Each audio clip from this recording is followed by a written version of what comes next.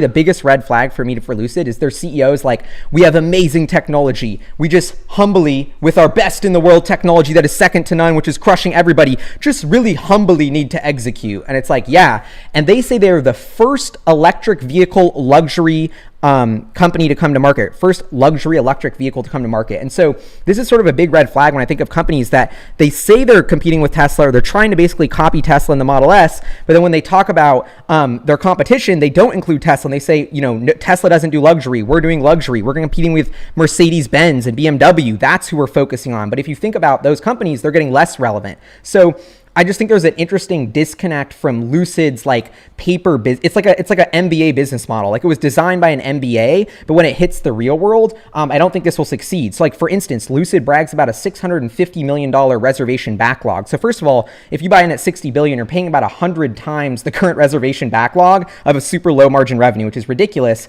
And even the reservations, if you back that out, 650 million by 130,000 units, you know, that's only 5,000 cars. So despite all of this hype, despite sending millions and millions on advertising at football games and to do all of this and to get on CNBC and hire a press team, they literally only generated 5,000 reservations. So the interest on the actual product side has been tepid. You know, I would say this is an extremely niche luxury product. And then when you actually, you know, add up the specs to the Tesla Model S, I think we're looking at specs that are, you know, for the price, even worse. And so I don't know. I think this is a really interesting moment in financial history here. I'm extremely skeptical on this IPO. I think it's going to totally flop because, like, it's just really hard to build cars, and they've done nothing hard. Like, I can't stress how much there's a business behind every stock, and the valuation matters. Like, so they have 4.5 billion in cash, but they're projected to burn 8.5 billion in the next 24 months before they get close to profitability. So this is a company that is going to need to continually dilute shareholders.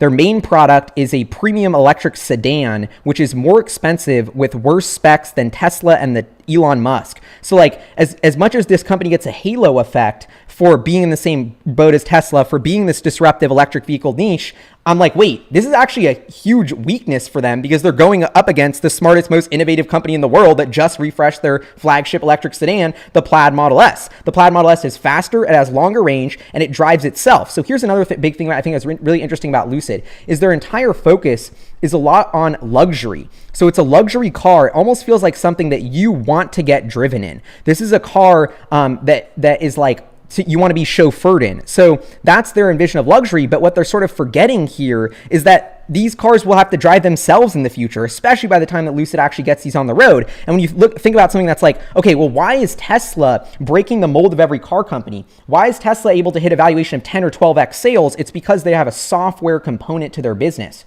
And they have this whole, you know, self-driving future, 1 million cars with two-way software that they've been developing with their FSD chip, with their neural net team. You know, nowhere in Lucid's presentation do they talk about their autonomy strategy. Do they give us any details about it? Do they really have a concrete autonomy strategy? No. And so Elon Musk says buying a car that's not upgradable for autonomy is like going to be like buying a horse. Like, this is just so if you actually think about, if you were a customer and you're going to pay as much as a Plaid Model S for worse specs without an autopilot system, and then the other thing is like, I don't know, I'm kind of trying to read in between the lines and just pick up the breadcrumbs, because the other thing I saw the CEO talk about on CNBC is like, they're like, okay, what about charging?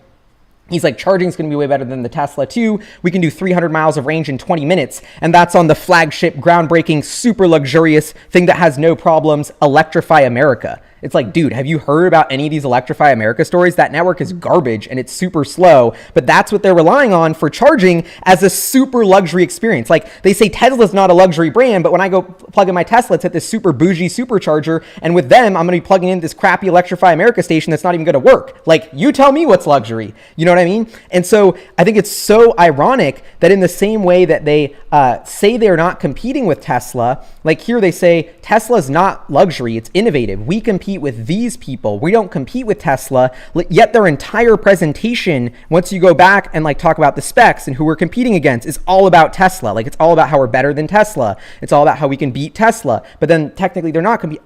Anyway, it's just confusing. But On the flip side, I do kind of want to spend some time on this side because you see their miles per kilowatt hour battery efficiency is extremely impressive. And this is one thing that Lucid has sort of impressed me on, is a 500 plus mile range car. They say that it has the capability for rapid charging. They say it's a lot more efficient here in terms of battery. So it's like, well, if you can deliver on these specs, this is going to be a really impressive car. This is going to be some awesome technology if you can hit 500 miles. Like, that's actually, you know, Tesla doesn't have a car I can buy for 500 miles right now. If you do, I will be impressed. I think they're not going to make much money on it, but I do think that's very impressive. But the flip side of that is talk is cheap. You know, how much money is it to build one prototype and you're worth 60 billion, but do we actually have to deliver thousands of these, tens of thousands, actually hundreds of thousands to get into our valuation and make customers happy? That's just totally different. And if there's one thing we learned from, like, I don't know how many of these Lucid bulls were around in the Tesla days, but if you remember when we were in 2017, 2018, it was just one quarter after the next of disappointment, of letdowns, of things not working during the production ramp. And every single EV company that I've followed has that exact same pattern of over-promising, under-delivering on the production ramp, massive hiccups, massive more capital that is required. And I think Lucid's going to be no different here.